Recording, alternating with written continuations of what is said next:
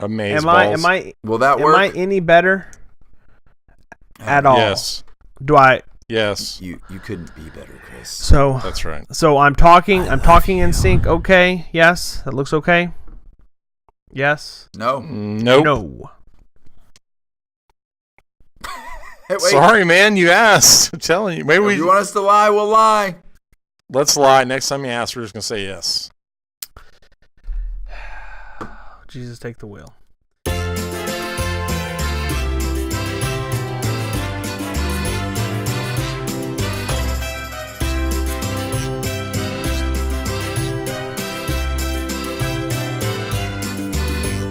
What's up, folks, and welcome to another episode of Real Amigos, the weekly movies podcast where three idiots get together and talk about things that they like. Amigos. We're amigos, not if you idiots. will. We are not famous. We are infamous. My name is Chris. I'm joined each and every week by my fantastic two co-hosts, Donnie and Phil. Let's start with Phil. Phil, man, what's up? How you doing? Good, man. Life's good. I'm home alone. Life is good. That's right. I got kids traveling. I got kids. I have family members in 3 states right now. That's right, because Carrie's in. Your wife is here in Dallas. She's locked in a hotel room with no transportation. Oh no! Does she need? Dude, let's talk. Is she phobic? Let's talk after this. She if she wants- needs something. She has a shuttle. She gets where she needs to be. All right. And then your oldest son is flying solo to Seattle, right? So that's fun. In a jet with other passengers. Yeah. So he's not actually flying himself. He's not a pilot. Oh. He's not getting his Man, pilot's I got license. this. I completely misread this story. People do that. 16-year-old kids can fly planes across the country. 16. Would you let your kid fly up in some plane? That doesn't seem safe. But Seems dangerous. I don't even want 16-year-old people driving cars. Donnie is with us as well. Donnie, what's up, man? How are you? I am. I'm good. Coming to you from under the umbrella. The sombrero. I can't remember what that's called. I will say. It's a sombrero. I will say, just a little of the magic behind the scenes. We're having a great time with our intro. There's no magic. We have been on this call for an hour trying to work out technical Longer than that. and I just wanted to punch somebody at a certain point. But we are here. And you'll be glad to know that Philip just disappeared off my screen just now. Yes. Wait, he's back. There he is. Yeah, We're back. probably because I was quiet too long. Wait, is that like the camera just shuts off if you're too quiet? It's like No. I don't know. Sometimes, I don't know. All right. It's So on my end. So regardless of all of that, we are here tonight to talk about movies with you. And so be excited for that. do it. Yeah, man. I'm excited. We're super all excited. We're all excited. Should we be excited like World Cup style? Like, yes! I actually use that as a sermon illustration on Sunday, the celebration of soccer goals. I don't know. Not that anyone I don't know cares, what we're talking but, about. yeah. We're not. We're just babbling. Do you know why soccer balls are black and white, Donnie? Nope. Because Adidas needed something that could be contrasted on a black and white screen in the early days of the World Cup in the 1970s.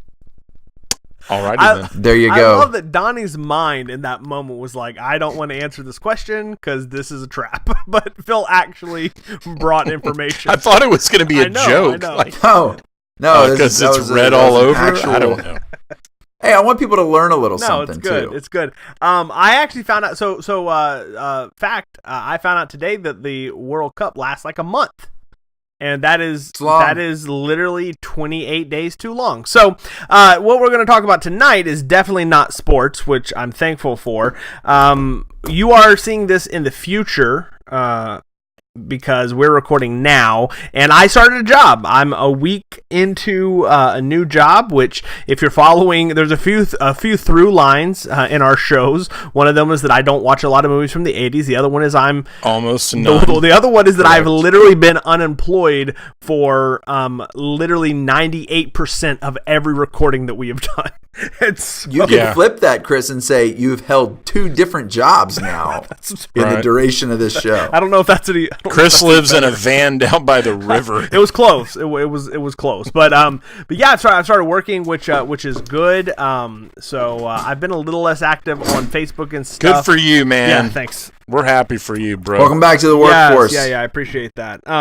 So I haven't been as active on the Facebook group and stuff, but I'm hopefully I'm trying to kind of, it's that thing of getting back in the rhythm of having a job and work hours and kind of what that looks like, and so I'm still kind of filling all of that out. But anyways, I'm back to the workforce. That's going on. So I haven't had a whole lot of time. I will say this though, I took the kids for Father's Day. We're recording this after Father's Day. By the time you listen, it's probably about almost a month since Father's Day. But I took the kids to go see The Incredibles 2 for Father's Day. I thought, Phil, did you say you saw? Didn't either one of you see it? I did not. Okay. Our babysitter took our kids to see. Okay. What was the report back from the kids? Kids liked it. Gavin liked it. He's 15. He remembers the first one. Yeah. Kind of being a thing. So long ago, man. 14 years ago. So, I mean, he was little, but when he was probably 2, I had the books. You know the books where you could push the buttons and they make sounds so while you're reading? We had the Incredibles book for that. We still do. Griffin, we read it to our youngest now. And Gavin he loved it. He really thought it was good. He picked up probably more on the feminist themes now than he would have 10 years ago. Sure. But he liked it. And I guessed a few things, and he said I was pretty close. Okay. Yeah. I don't think it tries to be too overtly clever. But that's not necessarily a bad thing. Don, you haven't seen it, have you? Negative. Okay, you have. Will you? I probably won't at the theater. No. It's really good. It's very, very good. I'm a huge Pixar fan. We are at some point going to be ranking the Pixar movies on the show because I love them. And also that will force Donnie to watch them all again, which will be fun. That's the only reason you're doing that. Donnie, watch this. We can rank all the Pixar movies as long as Wall-E is a guaranteed bottom of the list. Oh, Wall-E's one of the worst. I'm okay with that. Oh, okay, good. Yeah. I thought I was going to set a fire ablaze. No. We actually, I was actually talking to some friends the other day, and we had this conversation where they really like Wall-E. I have a problem resonating with robots, but we will have that conversation on the Pixar show. Have you guys seen anything of interest? Have you guys watched Luke Cage? Luke Cage is out now on Netflix. Luke Cage season 2. I have not watched any new ones. Okay. No. Nope. I have not. I watched Kroll. Yes. Again. The Glaive. The Glaive. That's good. Man, that movie is gloriously bad. It's bad. It's fun to watch, but it's really long, and it's really not good. Yeah. I'm being told that this Netflix cartoon, The Hollow, is pretty interesting. I haven't watched it. I have also heard some interesting things about it. So the last original animated thing that they did was Big Mouth, which I was not a big fan of. But yeah, Hollow looks pretty interesting. So they have superpowers. Mm-hmm. There's a superpower kind of theme to it, and I've kind of picked up a few different things. It looks kind of good. The animation's not amazing, but I think it's intentionally not that way. Yeah. Kind of a little more abstract. And it led me, as I was thinking about that, I walked out of the room and I thought that animation is kind of goofy. Like the way they run, it just like, But I thought, it made me realize like bad animation can be made up for with really good storytelling. And so like if you have really good storytelling, you can almost say, well, that's just the way we decided to shoot that. Yeah. But if you have bad storytelling, bad animation will never, like no good animation is going to make up for it. Agreed. But yeah, you could almost argue that this is the same thing. I mean, this is the Transformers, problem, right? I mean, no amount of great CGI or millions of dollars that you throw at something is going to fix, a crappy story. It just, Or Mark Wahlberg. Character and plot has to always come first. You know what Transformers needs to save that franchise? To reboot. And let me direct it. Return. Alan Alda. Why Alan Alda? He did it for MASH. Hey, speaking of Alan Alda, shout out to Alan Alda. I watched Zodiac the other day. What do you guys think about that one? Yeah, with Jake Gyllenhaal, right? Who was who was in a movie that we're going to talk about in a minute. Jake Gyllenhaal thread. There are several threads that have come up in our show in the past that tied to tonight's movie. The Fly being one of them. Oh, The Fly was mentioned. Yes, it was mentioned in the film. It was mentioned. I got hair growing on my back. By the way, I love Billy Crystal. Okay, so let's go ahead and transition. Now we have moved one of our favorite segments to the primary episodes, and we're going to kick off now, as we always do, with a little thing we like to call Donnie's Top 5. Top 5. Okay. So in what's the movie that we're doing? City Slickers. You're not supposed to say that yet. We haven't even. We're supposed to draw it out. You can't say the name. This is the show. No. It's behind me. It's right here. I have to use it because I'm talking about it. I won't do it anymore. Mitch Robbins sarcastically asked Curly in the movie, "Killed anyone today?" Curly's response is, of course, "Day ain't over yet." And here's the thing, you absolutely believe Curly when he says that because he's completely nuts. And he's got that old guy toughness. In fact, Billy Crystal says he's the toughest guy that I've ever seen. Like a saddlebag with eyes. Yeah, it's like this palpable toughness, right? So I started thinking, all right, if I ever find myself in an Anchorman-style back alley brawl, this is the kind of dude that I want to be back-to-back with, is Jack Palance, right? So, okay. Yes? I'm good. But he's not the only one. So I've come up with a list that I'm calling the top 5 movie old dudes that I want to go street brawling with. Are you going to give us the actor or the character? I'm going to... Okay, so here's what I'm going to do. There's certainly some actors that are tough guys in real life, but they're not going to make this list necessarily because they never really put it on screen. Gotcha. As far as being old. Like a Lee Marvin would be a guy that I would think, that guy is probably tough in real life, but I've never seen any of his movies where he really put it on screen old. He looks old, but he's not ever really old. Wasn't he in The Dirty Dozen? Yeah, but he was like 43 years old in The Dirty Dozen. Is that old? Doesn't seem old. When you're 47, not it anymore. doesn't seem old anymore. Not anymore. So I'll talk about that when we get to tonight's show. I want to talk about that actually. This whole movie had completely different meaning today than it did when I remember it. So. Yeah. So back to Donnie. Okay. So here's what I try to do. Basically, I went with guys that, let's say we were making a movie and we were calling it The Magnificent 70. Like, as in years old. Gotcha. Right? We got it. So these really are like, old people. These are old guys. Like retirees. Yeah, right.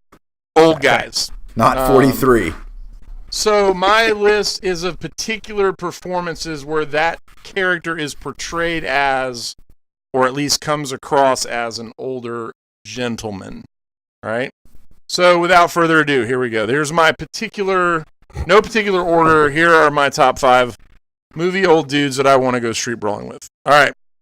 At number 1, we'll go with an old stable here. I'll go with Rooster Cogburn from True Grit, played by John Wayne. Yeah, that's a good one. Any man who can put the horse reins in his mouth and fill his hands with 2 guns while he's riding, that guy's pretty tough. I put John Wayne in as a token, just because he's John Wayne. John Wayne is the guy that threw the kid in the river, right? Yeah. In the movie? He's like, he'll learn to swim. Maybe. I don't remember the movie very well. I don't remember that movie either. I think it was a different movie. I'm talking about John Wayne, not Jeff Bridges, right? John Wayne. Yeah. Yeah. Because they remade True Grit with...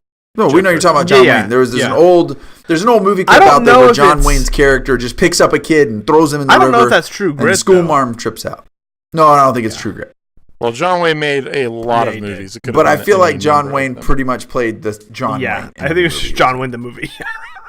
Agreed. I agree. And he's fantastic. All right. At number 2, I'm going to roll here with Booker from The Expendables 2, played by Chuck Norris. Got to have Chuck Norris on this list, right? Yeah, you can't have this list without Chuck Norris, man. Well, you had to go Expendables 2 to get old Norris. Yeah. Right, because he hadn't done any movies in a long time that were of any, So I went with that. You could have gone with the Total Gym commercial Could have gone with Missing in Actions. I could have gone with, Cop Dog. I have a lot of things to do. This episode is not brought to you by the Total Gym. This is brought to you by the short notice top 5 list people. So at number 3, I'm gonna roll with Paul Kersey from Death Wish, played by Charles Bronson. You have to have Charles Bronson on this list, man. Yeah. By the way, they don't make them like this anymore. No. These people. No. These are tough dudes. Classic dudes. This is a guy that, you messed with him in his neighborhood. He literally went over to you and just shot you. Okay, I know who's next on the list. Yeah. Go. Whatever. You tick me off, I'm going to blow you away. I'm going to go with here at, I don't know what number I'm on anymore, but I'm going to roll with Quint from Jaws. Yes. Played by Robert Shaw. I love it. I think he was a little younger, maybe, than this list is trending, but he played seems old. So he is very old. And he's kind of that sea dog, tough. Yeah. He was leather. When he's talking about the Indianapolis, the shipwreck. The best scene in the movie. Floating in the ocean. Best scene in the movie. Wait a second. I haven't seen Jaws in a very long time. We need to do Jaws. My daughter-in-law has asked that we do Jaws. By the way. He was in the movie. He's a survivor of the USS Indianapolis. And he talks about the shark attacks. They start drinking under the boat, and then he tells the story. Dude, it's chilling. It is great. It's a great scene, dude. Wow, I need to go back and watch Jaws. Don't watch it yet. Don't watch it yet. We're gonna put it on the list. All right. Quint. We could do Jaws right before the Meg comes out. That's what we'll do. Ooh, that's a good idea. It's coming August 10th. I love Quint. I was also arranging my daughter-in-law to go watch that movie as soon as we got together. Are you sure it comes out August 10th, or is it? I'm positive. I just looked it up. Literally just now looked it up. That's a all right. At number whatever number I'm on, I'm gonna roll with Mr. Miyagi from the Karate Kid. Yes, played by Noriyuki Pat Morita. Pat Morita, I love it, man. He's dead now. Most of these guys are dead now. Charles Bronson, Robert Shaw, John Wayne. They were old. Man, I would take Mr. Right, Miyagi anytime. Yeah, Mr. Miyagi, he's the guy. Yeah, you want him on there, the ancient one, as he was known in the previews. At number 5, maybe. I don't even know. I'm gonna roll with okay, Phil. Who do you think this is gonna be? I'm gonna let you guess. Unforgiven. Okay, you got the guy. He's got to be on here. We gotta pick the movie. Gran Torino. Yep, that's it. Walt when he Kowalski. said, because you said when you walk in this guy's yard, you blow him away. You know. Walt Kowalski, played by Clint Eastwood in Gran Torino. Never seen it. He just looks tough. He just looks like a guy you don't want to mess with. So good. And for good measure, I'm going to throw in two other things here. I'm going to add, you guys are going to be surprised by this addition to my team, but I'm going to throw in Montgomery Scott from Star Trek, played by James Doohan in the Star Trek movies. I feel like Scotty is a tough guy. I don't know why. I just feel like he would just kick butt.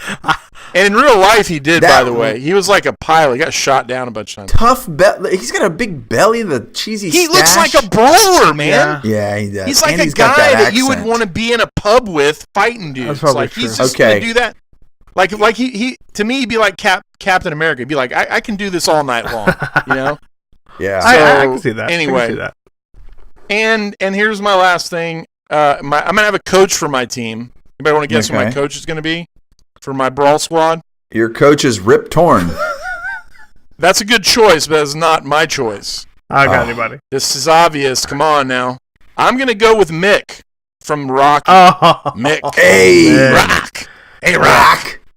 With the steely gaze and the gravelly voice, I'm going to roll with Burgess Meredith as Mick. I like it. And that is basically it for Donnie's Top 5. Although I will recommend, if you want to see this as a movie already played out on screen, I recommend that you go watch The Wild Bunch from Sam Peckinpah from like 1969-ish. Had all these tough guys in it. Nice. So check it out. That's it for Donnie's Top 5. Expendables. I can't believe Rip Torn didn't make it in. I'm sorry. I can't cover all my bases. I tried. Rip, have you heard? So in if you can dodge a wrench, you can dodge a ball. Dodge a ball. In Comedians in Cars Getting Coffee, the Alec Baldwin episode, he talks about an encounter, a time he was sitting down with Rip Torn, and Rip Torn is telling this story about this just brawl that he had in this bar. And Alec is like, man, how old were you? He was like, this was 4 days ago. You know what I mean? Like, he's just like... I'll add Rip Torn. Throw Rip Torn in there. I'll take him. Rip Torn's got to be. Rip Torn from Dodgeball. Same character. That's my top 5 movie old dudes that I want to go street brawling. Old dudes that you want to go street brawling. That actually sounds like a great premise for like a movie or like a YouTube. That should be like a YouTube show. Pitch that. Comedians in Cars with Coffee or old dudes with getting drinks and starting brawls. So I had a similar pitch to my son. So it wasn't really official. That somebody should make a web show out of watching like 80s basketball players play one-on-one. Like I'd like to see Magic Johnson and Isaiah Thomas go at it one-on-one today. Yeah. I don't want to see that. But how would you do that? You'd say, here's a ball, go play. Yeah, but you mean so they're not dead. Okay, so you're saying so you want the older. He means live. The older guys playing basketball. Okay. The older version of those guys playing ball. That'd be today. great. See if they still got an e-game. Nobody wants to see that. Nobody wants to watch geriatric basketball. Somebody wants to because only you. There's a movie coming out. Oh no! Called. Oh, that looks hilarious. Yeah, they all dress up like old people. Yeah, Donnie, who's the guy? Shaq is in it. I think Kawhi Leonard might be in it. Who's the guy that just left the Cavs and went to the Celtics? LeBron James. Kyrie Irving. He's the lead in it as an old guy. They're playing. I don't know what this is, but it sounds terrible. It looks terrible already. But okay. It's like I'm reading it right. The Clumps meets basketball. It is exactly. No, but they play it 100% straight, which is not cool. I believe they do. Oh my gosh, that sounds like the worst thing ever. It's just five. There's one of them's a WNBA, so it's 4 guys and one of course one girl. Of course, and old people make up playing basketball, schooling these street kids. And I think I just saw the. All right, guys, let's get to why we're here tonight, which is to talk about a fantastic movie that has complete new relevance to me as a 36-year-old man, and that's a little movie called City Slickers. Feel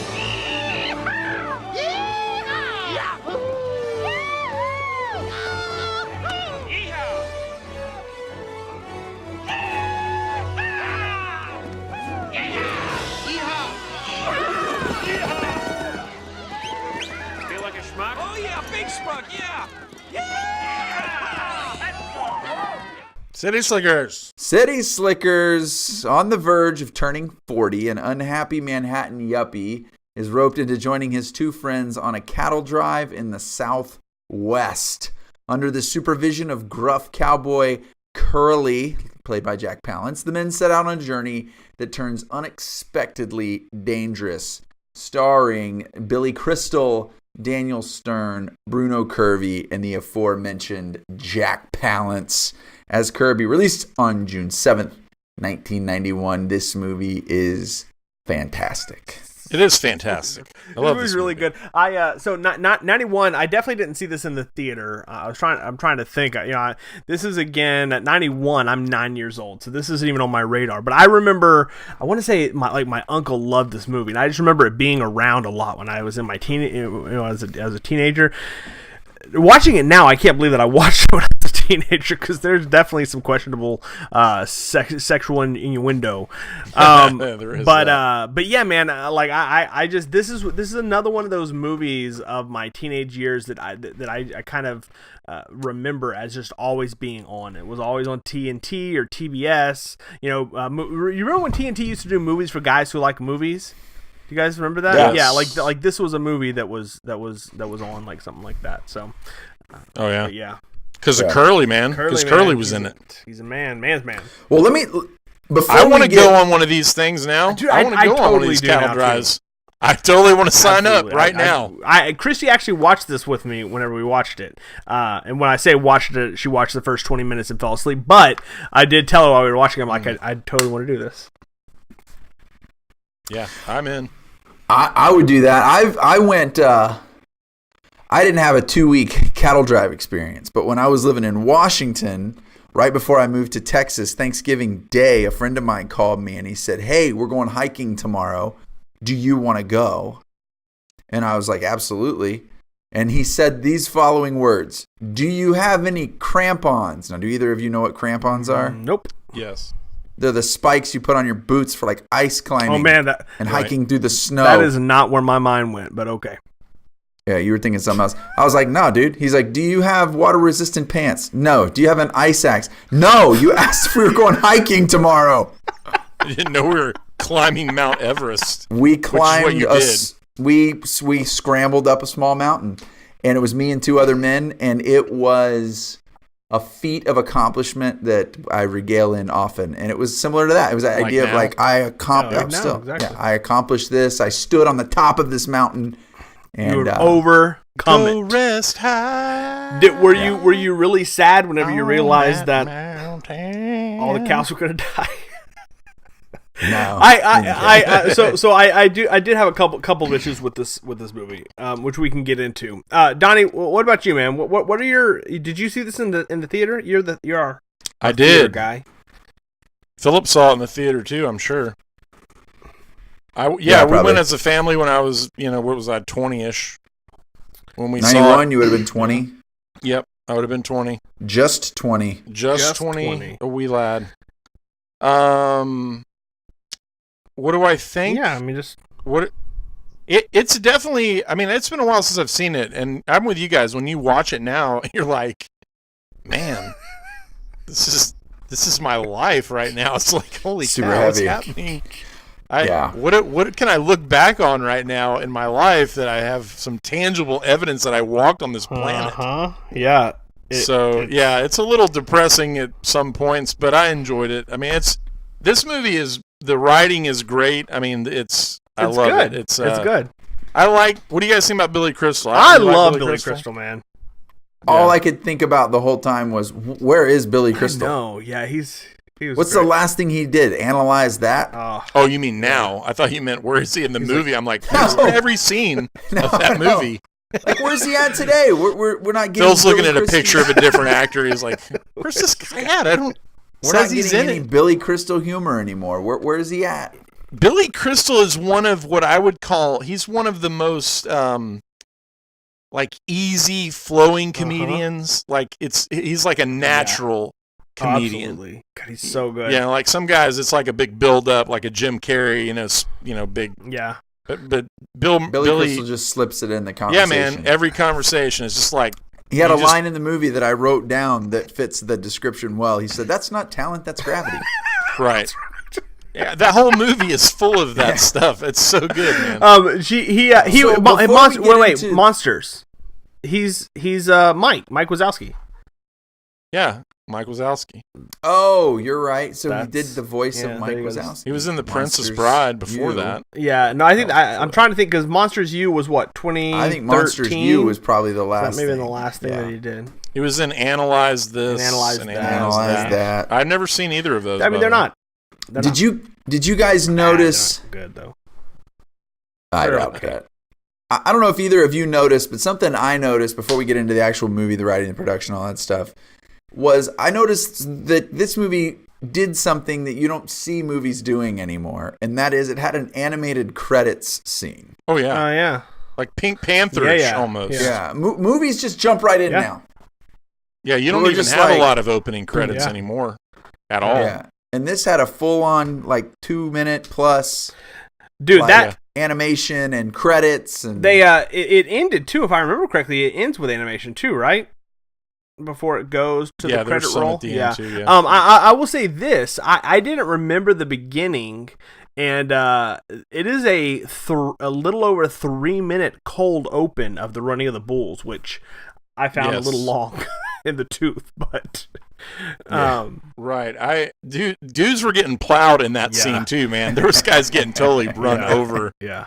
I realized that the running of the bulls is for total dummies. Is what I realized quickly. With so that. Stupid. Why are we doing that?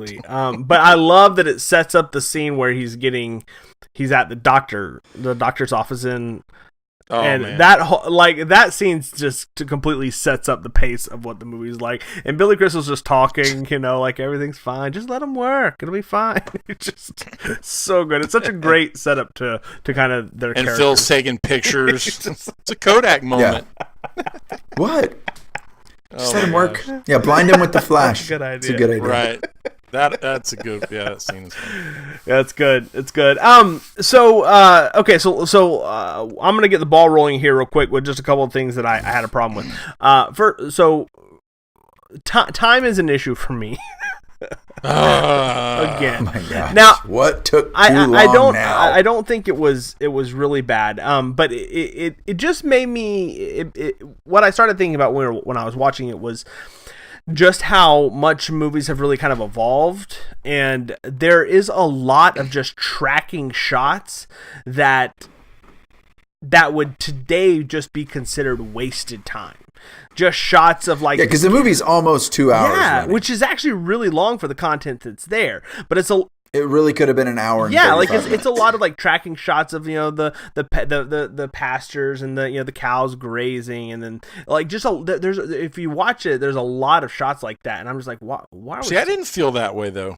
I didn't feel that way. I mean, I felt like I didn't feel like it was like. I don't misunderstand. I don't think that it was necessarily that it ruined the experience. I was cognizant of it. I noticed it several times. I was like, man, this is like a lot of nothing. There's no dialogue. There were a lot of scenes where there was nobody on screen. It was just sunsets and cows, and I felt like it was a little excessive. I didn't notice that at all. I guess I wasn't paying attention. Yeah. I think the only thing the movie was missing was a scene where they were all sitting around the fire at night and the animals were singing. That would have been great if they would have got drunk one night and that actually happened, like in their dream. Let's okay. So that was number one. Number two is, you guys know how much I like eating and gross eating out on stuff. screen is your favorite thing. It wasn't really eating this time, but when he delivers that cow, okay, dude, look in my notes before you say anything. I have written Chris's response to the calf birth ? Because I was going to ask you. It has to be on your hate list somehow, some way. Is it the sounds? It's everything, because this is what happens. This is what happens when he pulls his hand out. He looks that crap off his finger. This was not in the brochure. That's the scene, because he sits down and I'm like, okay, they're not really going to show anything, and his hands go in a little bit. Oh and yeah. You hear it, and I'm like, oh, I don't. Oh like yeah, that. they show. And then everything. He's talking to it, and then he comes right back out. Hey, and then it's just like, and I'm like, oh god, no. But then when he pulls it out, he's like laying on the ground, like bear hugging it. And it's just like all over him, and it's like it's covered in placenta. What are you doing? I couldn't deal with it. Saving a life. I would have paid to see you watching that scene, so dude. Uncomfortable. I immediately thought of you. As soon as it started, I was like, oh, I need to know what Chris thought about this. Oh man, it's too much. It's too much. Not a fan. That was You a lost fake his thing. watch. I watched the behind the scenes thing. It was like a bottom half of a cow that was fake, and they like shoved that calf through there, and Billy Crystal pulled it out. Oh, but it was a real cow though, right? It was a real calf. Real calf. Okay. But the cow half, the bottom half was not real. Because it did look like a real. They're not in the scene together. Yeah, it did look like a real calf. I was actually surprised. It looked very real. I mean, the whole birth thing looked real. Oh, so gross. Yeah, it was pretty hardcore, dude. This is not in the brochure. What did you think about how quickly Curly warmed to Mitch? We went from a tense scene around the fire to, because they sang together, they're like sharing their deepest intimacy. Okay. So I see where you're coming from, but I went back and kind of watched it. I don't really think there ever was a tense scene. Like Billy Crystal's smack talking him, but if you watch it again, he doesn't really ever respond. He just kind of said, he just kind of stands there and he's basically just like, we got an early morning or whatever. He doesn't really He doesn't really say. He actually doesn't really confront him until they're there when he's sharpening the knife and he's trying to play the harmonica and he's like, you have a lot of fun at my expense, or whatever he says. You take a lot of jabs at my expense or something like that. Right. He says just my way. Yeah. But it's like I think that they try to imply that it's there, but I don't know that they really even had. Even the very first scene when he comes and saves the girl, which is a great scene as well. When Jack Palance shows up and just neckties that guy, just almost castrates him. His whole intro is horrifying. Everyone is terrified of him. Yes. That's where we get the whole toughest game. Yeah. Saddlebag with eyes. Saddlebag with eyes. He's so good. See, I took that as I took it as he did have animosity, but when Billy Crystal confronted him, was like, "Hey man, do your damage. If you're gonna do something, do it. But otherwise, shut up." I took that as like, "Hey, this is your man moment. Yeah. I respect that." Like, okay, yeah, I get you. I kind of. So, and this is all conjecture. This is all just reading into it. But I kind of felt like Curly saw something in him, like of all the people, and I think that's why Curly singled him out and was like, "This guy's." You could argue. Go ahead. Yeah, I say you could argue he saw it as far back as he was willing to confront the guys. Yeah, he's the only one that goes over there, but doesn't automatically go to blows. You know, what I mean? Yeah, his buddy wanted to go fight, but he was willing to deal with it. What did he call him? He called him something. He called the cowboy something. I don't remember. Nate, or it was some kind of funky Ned or something. I can't remember. Shoot. There's so many great. Billy Crystal's the king of one-liners. Like these just one-off little sarcastic remarks that are just great. We already heard about the fly one. The fly one's hilarious, but he's got a ton. He says, what is I wrote down? I've walked, ambled, I even sashayed, but I've never moseyed. I hope I did it right. In that same scene, when Curly shows up, he says something to Curly and he goes, and then he just stops. I don't remember that either. It was just like a piece of nervous laughter. He's like, yeah.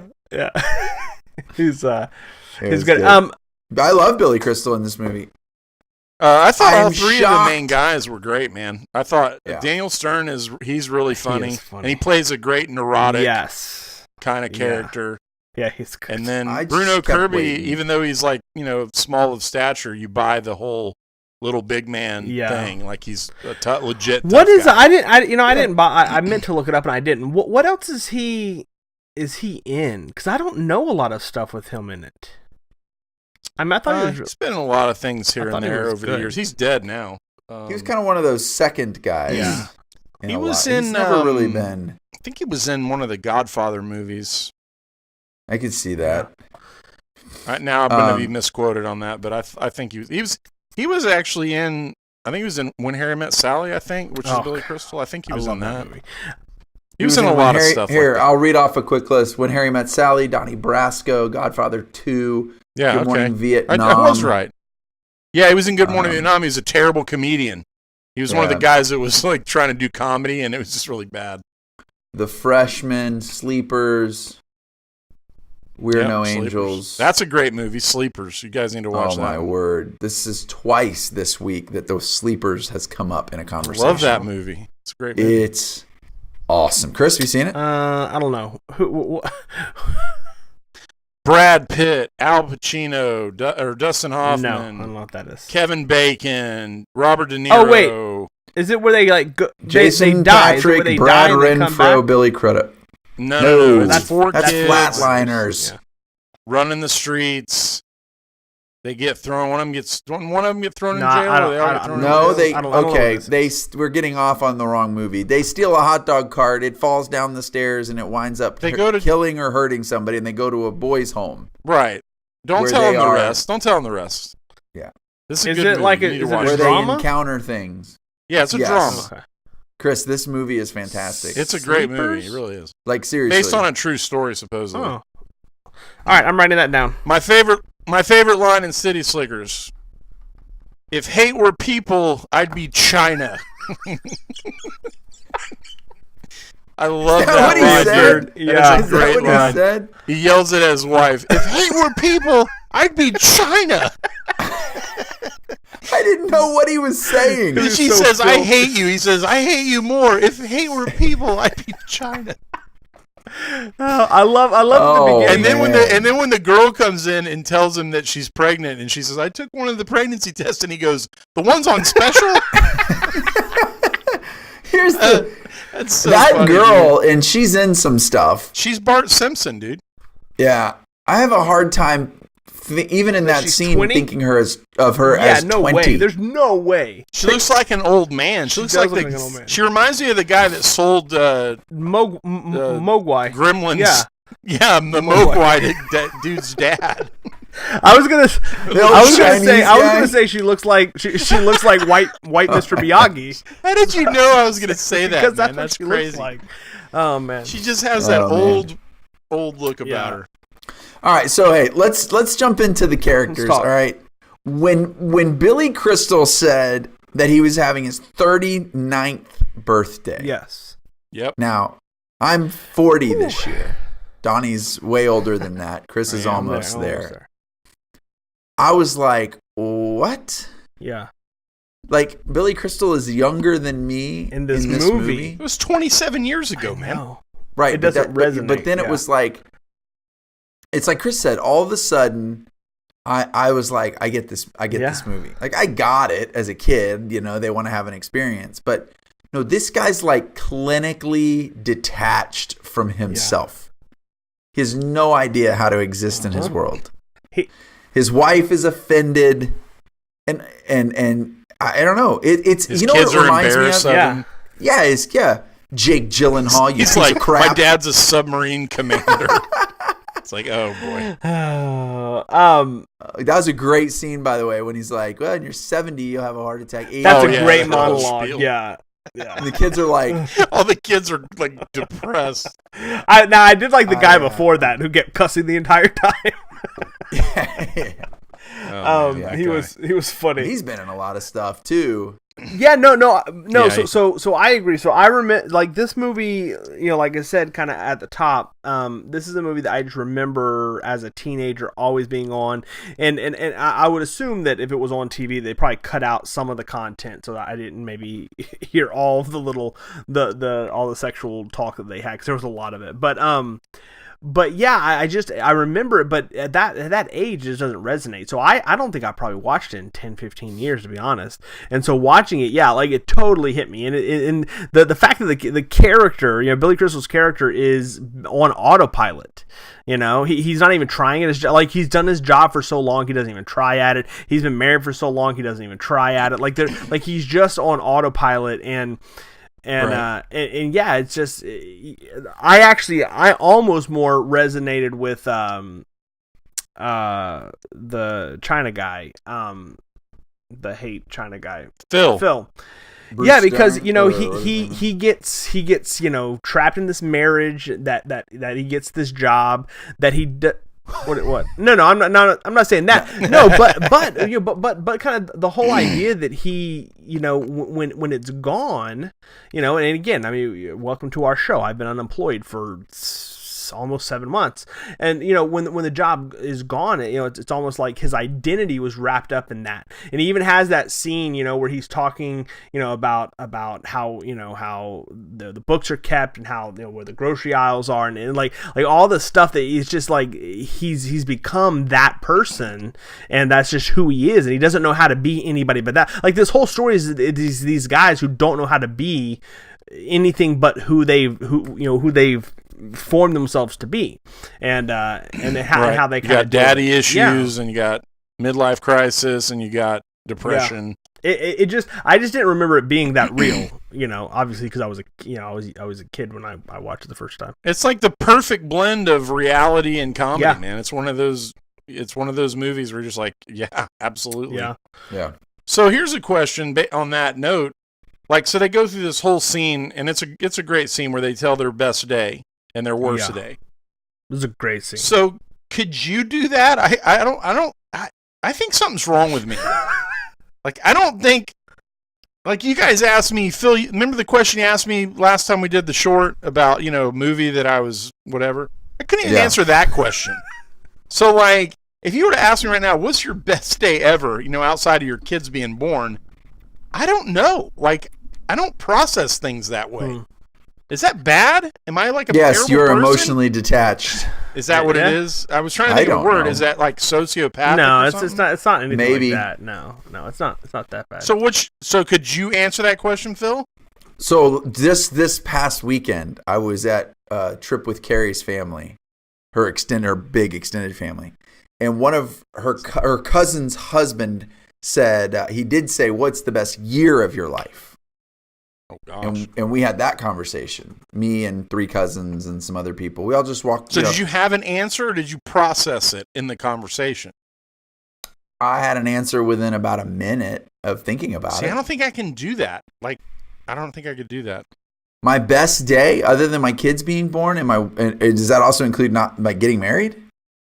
Well, I would say. I mean, in the movie, the one guy has his marriage as the best day. Yeah, even though he was a terrible person. Besides your marriage and your kids, yeah. One of the most memorable days of my life was the night that we stood on the top of Mauna Kea in Hawaii and we looked into the broad expanse of the universe and realized how amazing it was, unfiltered by any natural light. Okay, that sounds marvelous, but you said just now one of the best days. You did not say my best day. Well, yeah, I don't know. Like they but I also ask don't have a him, team what's of your writers. best day? That's true, yeah.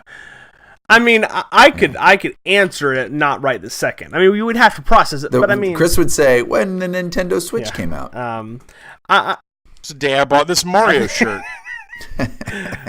Which looks like he's holding a pizza, not a mushroom. Does. Pizza dough, I pepperoni. want pizza right now, actually. I could have that conversation, but I don't think I could come up with an answer. Like I would have 5 answers maybe, or 10, but I don't think I'd be like, yeah, this is the best day I ever had. I don't think I could do that. It's a great scene. It's thought-provoking. Especially when he says that's the wonder of movies, right? Yeah, like we're now having this conversation because somebody wrote a script, and it's like, okay, so maybe you can't narrow it down to one, but at least it ought to get you thinking, like, what are some of your favorite memories? What are some of the things you look back on with grand, hope? The day I saw City Slickers. That's one of them. June 7th, 1991. Yeah. Yep. But I mean, like when we come back to Mustache Guy, and he tells I can't remember his name, and I just watched the movie like 3 hours ago. Ed. Yep. When we come back to Ed, and he gives his whole spiel, when his dad leaves, and he said that's the best and his worst day. Like that's great. That's great writing, and it just kind of drives. So to answer kind of where we're going is, I think that the point of that being there is that it's important to understand that times in our lives can be both good and bad, and they're not necessarily exclusive things. And because I'm sorry, no, that's the end of the point. Well, because Mitch says the worst day was the day that they thought his wife had cancer, but then Ed says that's your best day because you found out it wasn't.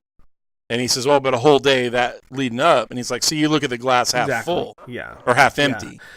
So I thought again, I know it's writing, but that's what makes it genius, like Phil said. It's thought-provoking, and this movie is super well written. It really is. It's a great script. How did this movie do? What was the reception? It did good. On this movie? They made a sequel. It did.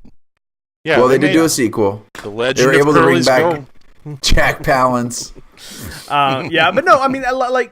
Probably Twin not brother. as good of writing that time. What I will say is, I think that the scene that we're talking about here, the best and the worst day, is the primary scene. But there's a handful of scenes like that in this movie that I just were completely over my head from when I remember watching this movie. There's actually a lot of deep stuff in this movie. Well, you mentioned the sex stuff, the sexual conversation.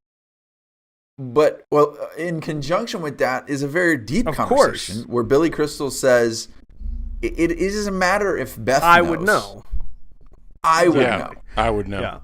And while Morality. he's not necessarily grasping at the most biblical morality, he is saying like I don't I have to live with that. Yeah, I've got a responsibility if to no one else, to at least myself. Integrity. Integrity, yeah. And so, which Ed doesn't seem to get, right? Like, although no, he definitely doesn't. He obviously is feeling some tension because not too long later, he's like, I don't want to run around on her. And you get that scene where he's like, let me get you going. I need a price check on aisle 9. Oh, gosh. Yeah, I think that I mean, I think that they're all kind of dealing. Again, I think that the core of the stories, they're all dealing with the midlife crisis in a different way. Like we're coming at it from Billy Crystal's angle in that he feels like his job is useless. He's on autopilot and his family's kind of slipping away. He doesn't really feel like he has purpose or passion for anything. But then the flip side of that is you have Ed, and Ed is super passionate. He's super energetic. He's very active. He's got the super smoking hot girlfriend. And so like things are going great, but it's the same problem, right? He's still at this middle of this midlife of like, this is the time where whatever happens right now, he's trying to prove himself. Yeah, it's like but it's like you're trying to be better than sure, your dad. but it's like whatever happens now, like this is who I am, and I think that's I think that's the core of kind of what they're getting at, and that's why they tell Phil like it's clean slate time. All this stuff has moved out because what the decision you make now is who you're going to be, and you now get to make that decision. And so so we get Billy Crystal goes back and he's like, I'm going to make a decision to be awake. He got woke. You know what I'm saying? He got woke. And whoa. So he's going to be present in his family's life, and he even makes a comment about his job. I'm going to go to work and I'm going to do my job. I'm going to do it better because I know that I can. You have Ed. He comes back and he realizes, okay, the person I want to be is I want to be faithful to this girl who I love and who loves me, and like that's the commitment that he makes. Of course, Phil makes the commitment to hook up with Supergirl, which I think is also perfectly fine. You said Supergirl. I was going to say Supergirl. Yeah. But yeah. What? Yeah. What's her face? She's Supergirl. I forget her name now. 1984 Supergirl. Helen Slater. Yeah. But yeah, like I think that's super cool. Supergirl. You went with Supergirl? Yeah. What? Or Billie Jean. Billie Jean. Yeah. But yeah. But so I was she not Sarah Connor? I think no. Oh, that was no. Go ahead, Chris. Anyway, no, I just think that's the core. I think the core of this movie is that they are dealing with, what is our legacy going to be? This is the moment where we get to define who we're going to be. It's this one thing. It's just this one thing. Can figure out what this is. Okay, but here's my problem. And not that I disagree with anything you just said, Chris, but I would say it differently in that I think it's an issue of satisfaction. Sure. That seems to be what Curly is getting at. Is you city folk, man, you make too much out of so much, kind of. I don't remember the exact quote, but it's this idea of like every one of these guys' problem is a failure to find satisfaction where they are. Yeah, in their situation. Like they look at Ed and it's like you hear Phil's like, you got this hot girlfriend or wife, I think at that point, she thinks the sun rises and sets with your pants and I'm not trying to be crass, but that's the line. And he's like, the grass is greener, but Ed is struggling. He's not satisfied. Yeah. Mitch has the perfect, picture perfect life, but he's not satisfied. Like it's this question of like, can you look at this point in your life and go, I'm good with this, even if it never changes. Yeah. Yeah. That's just how I read it. I think it's the same story if you've seen Wild Hogs. I haven't. I know the movie. Tim Allen. Less good. Tim Allen, John Travolta, right? Wait. Yeah. You didn't like that movie, Donnie? I said it's far less good. I was using bad grammar on purpose, but I got you. It was forgettable. I didn't think that was that. Who's the third guy? fine. John Travolta, Tim Allen. Tim Allen, John Travolta, William H. Macy, and Martin Lawrence. Dude, he's great in that movie. He's great. Oh man, I love him in that. I'm sorry. I realize we need water. God, watch. So switch gears here. Even now when I watched it again, I was waiting for Curly's hand to come out of the ground. When they show his grave sitting there, they kind of focus on it for a minute, and you're like, that dude's going to come out of the grave right now or something. Yeah. I really thought, it was like... Now, he comes back in the second one, doesn't he? It's his twin brother. That's right. So he wears all black. My second favorite line is, Lord, we give you Curly. Try not to tick him off. It's just like, I can just picture that, God's kind of tiptoeing around Curly in heaven, like, it's not getting Can I get you anything? Can I get you anything? I will say, I think I remember City Slickers 2 more, like, I remember it better. And that was... I don't remember. And that was all. Probably... The only scene from that movie I can remember is Billy Crystal walking down the street at the beginning with the cow. Mm-hmm.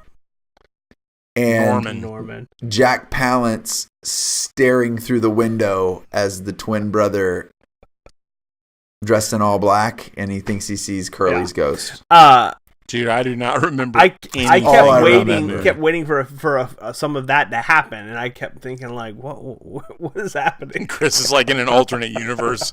Why isn't this happening? It's been a long time. I probably haven't watched those since my. I would swear. Okay, you guys tell me if this was in the movie or not. When Billy Crystal's playing the harmonica, I would have sworn that he says at one point, "I don't have any spit," but that's not that movie, is it? That's a different movie. It wasn't.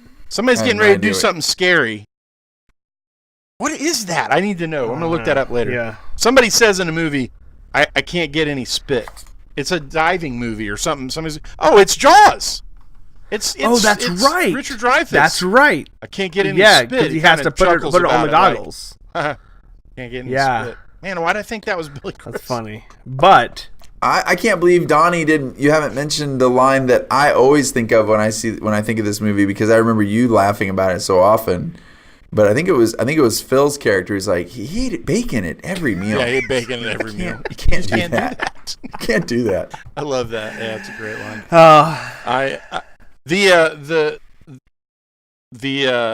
When the horses, when the chuck wagon goes off the cliff. And they immediately cut to the two mounds of dirt on the ground. That is like one of the best cuts to like the unexpected that I've ever seen. You're just like, what? And then the girl, those horses. And then the girl's like, I can't believe we actually buried the horses. And Billy Crystal's like, no, gravity took care of most. We just put dirt over them. Yeah, we just threw some dirt on top. That is funny. I also thought of this when Mitch is trying to explain.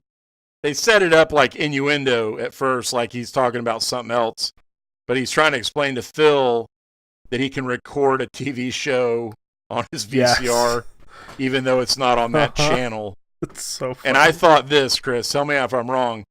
That you're thinking that's me. Like, This is probably watching like, that's Donnie. That's like that me is every talking to every Donnie. time we start to record this show.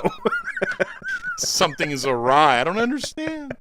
Oh, that is funny. Can someone help me, please? That is funny. All right, so let's. Any final thoughts before we wrap up? I'll share mine. We have to review it. I will say that I was pleasantly surprised. I really like Billy Crystal. When Harry Met Sally is one of my favorite movies of all time. And I love Monsters Inc. mostly from Mike Wazowski. So I'm a big fan of Billy Crystal. Princess Bride. I remember this movie very fondly, and the sequel from reruns on television in my mid to late teens.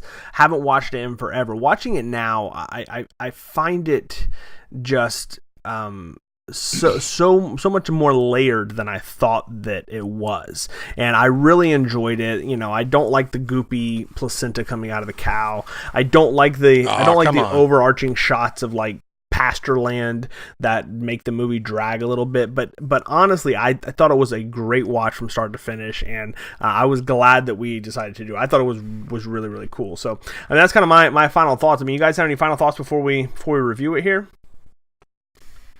Yeah, I thought it was really witty. I thought it aged pretty well. Mm-hmm. I didn't really sense it was like, that it lost any of that. As I said earlier, it's, I think, great writing, very well written, and I love the characters. It's got a lot of, the characters are great lines. I enjoyed it a lot, man. I really liked watching it. Do you have any notes, Don? You take notes a lot of times. Do you have anything? Yeah. I've been through them all. Okay. Oh, good. I've covered almost everything. I think pretty much all. I always try to make sure because I know you take notes. I don't want to. I know. No. That's great. I love it. I just don't want to. Oh, we forgot to mention the bit about Phil that pretending to sleep so he can avoid his wife. That's a great. But that's his that's a metaphor for the movie, right? So that would be. I would pick that up for my closing thought. Is he's sleeping at his friend's birthday party, so he doesn't talk to his wife. Hey, you can wake up. She's not here. Or is she close? Like he doesn't even open his eyes. He's like, I know. He's like whispering under his breath. Where is she? That's so sad. That's funny. So sad. And I think that's. I mean, right? Like they start from the very beginning. You're on the airplane coming back from running the Bulls. The theme of the movie: stop sleeping through your life. Stop sleeping through your life. You're missing out on all the best parts. Nailed it. And there you go. I think this movie is funny and poignant all at the same time, and very relatable to middle-aged men. Yeah, absolutely. I do want to go on a cattle drive. Yeah, absolutely. I do too. Let's do that. I say, yeah, we definitely need to do that. I also think Norman looks delicious. I just want to say that. Little veal. Very nice. I just got off the phone with someone today, and he was telling me he's a pastor of a church in the DFW, and he's taken a group of men from his church hiking, like they're going backpacking in the Grand Tetons. Wow, that's awesome. And like he's like, I just think that it's like, I'm not saying that everything has to be a grand. I've got another good friend that does that kind of stuff with his sons. Like, they do things, they try things, they test their spirit and their will. Yeah, and cool. I'm not saying, I think the point of the movie though should be, you don't have to do that to snap out of it. You just need to snap out of it. For sure. Right. Get on with living. Absolutely. Right. Okay, so we review the movies each and every week. Phil, I'm gonna let you go first. So, how would you rate City Slickers for the listeners and the viewers? I'd give it a solid 2 gallons of placenta juice. Woo! Yahoo! Yeehaw! Sweet cherry molasses. All right. Ooh, cherry molasses kind of sounds like that. Donnie, how about you? I'm going to give City Slickers 85 hellos. He does say that a lot in this movie. Hello. even at the... How many was that? It glitched a little on my end. Say 85. that again. Hello. How many? There was a bunch. Oh, 85. 85. That's how many times he said it in the movie. He says, so even when at the very end when he puts the cow and he's like, did you hear him? He said, hello. Yeah. He says it from the beginning of the movie all the way through the movie. He Yeah, says that was a little irritating. Hello. For me, I would probably rate it 1 battery-powered coffee maker. And nice. And, yeah. There's a deleted scene where when they find out that they're going to be turned into meat, that they go out the next morning and they try to run all the cows away, and they use that. Oh, that's funny. He turns it back on and tries to run them off. That's funny. I kind of wish we're kind of long on the tooth now, but I kind of wish I didn't really like the ending scene that they found out they were going to slaughter them, because not that I didn't like it, but I don't feel like that they addressed it at all. Like I either wanted that deleted scene where they go and set them free as some sort of grand gesture, or they have the moment of only to be caught moments later because cows are stupid. Well, true. But I would have almost rather them have like one last kind of together like moment where they're like, where they're just acknowledging this is the way life is. Like, we can't control the outcome of life, but we just have to hold on for the ride. Like, I feel like that should have been said at some point. They set it up with the cows, but I didn't feel like there was no resolution to the fact that they were going to get slaughtered. But anyway, that's the resolution is they're going to taste great. I don't understand. I mean, that's the resolution. They are. All right. We appreciate you sticking around and listening. We hope that you enjoyed the show.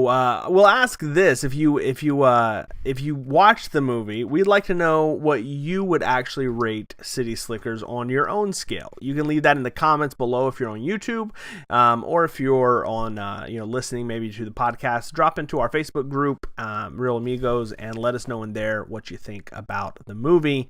We would love that. Or let us know what your best day is. Yeah, you know what? That's great. You heard our conversation. Do you have a best day? Do you have a worst day? Is that something that you struggle with in life? Are you more like Donnie, where it's hard to kind of hone in on one moment of your life? Or do you think that it's something that you can kind of come to really quickly? Like, do not use me as an example for living, everyone. You don't want to be emotionally detached. So no, we actually throw that up on the Facebook and see what people say about that. We'd love to hear about that. If you're listening on, and go watch The Wild Bunch. Go watch The Wild Bunch. If you're listening on iTunes, you can rate us there. We are still going after those 1-star ratings, so please do that. If you're listening on YouTube, if you'll just hit that like button, that lets everybody know that you enjoyed the video.